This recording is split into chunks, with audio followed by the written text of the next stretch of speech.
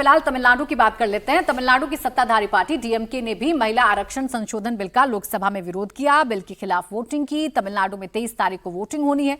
DMK ने परिसीमन को मुद्दा बनाया। डीएमके सांसदों ने कहा कि केंद्र सरकार डिलिमिटेशन करके तमिलनाडु को सियासी तौर पर कमजोर करने की साजिश रच रही है। तमिलनाडु की महिलाएं डीएमके की भी सुन रही हैं, मोदी की भी सुन रही हैं। ऐसे में देखना होगा कि चुनाव में वो किसका साथ देती हैं। और तमिलनाडु जो वैसे ही भारतीय जनता पार्टी के लिए काफी टफ माना जाता है, वहां पर क्या ये मुद्दा काम करेगा और इस मुद्दे का थोड़ा बहुत लाभ भी बीजेपी क्या उठा सकती है? विजय जी, नहीं, बीजेपी तमिलनाडु के चुनाव में और पश्चिम बंगाल के चुनाव में एक फर्क है। पश्चिम बंगाल के चुनाव में महिला वोट महत्वपूर्ण भूमिका निभा सकते होंगे अगर भारतीय जनता पार्टी उस पर काम कर रही है। तमिलनाडु में महिला वोटर इशू नहीं है। तमिलनाडु का चुनाव, बल्कि मैं समझता हूँ जो भारतीय जनता पार्टी ने, ये सरकार ने जो किया, उससे जो एंटी इनकम्बेंसी स्टालिन के खिलाफ थी उसको कम करने में मदद की है।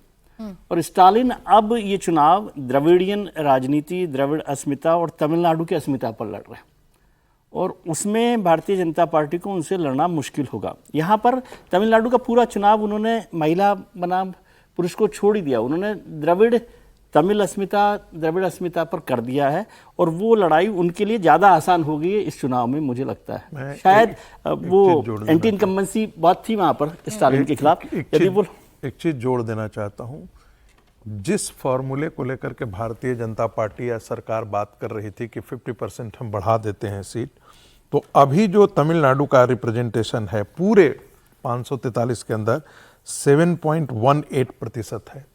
यदि सीटों की संख्या बढ़ जाती, 50% की वृद्धि हो जाती, तो 7.23 हो जाती। तो जो ये बात कहा जाता था कि रिलेटिव लॉस होता, वो एक मेरे पास आंकड़ा है जिसमें तमिलनाडु, यदि कर्नाटक है तो अभी उसका रिप्रेजेंटेशन 5.15% है, बढ़ती तो 5.14 होती। दूसरा जो है आंध्र प्रदेश में 4.6 है, यदि बढ़ती तो 4.65 होती। यदि तेलंगाना है 3.13 है, यदि बढ़ती तो 3.18 हो जाती। यदि तमिलनाडु है जिसका मैंने कहा 7.18% है, वो यदि बढ़ जाती सीटें तो 7.23% हो जाती। यदि केरला है तो उसका 3.68 है, यदि बढ़ती तो 3.67 हो जाती।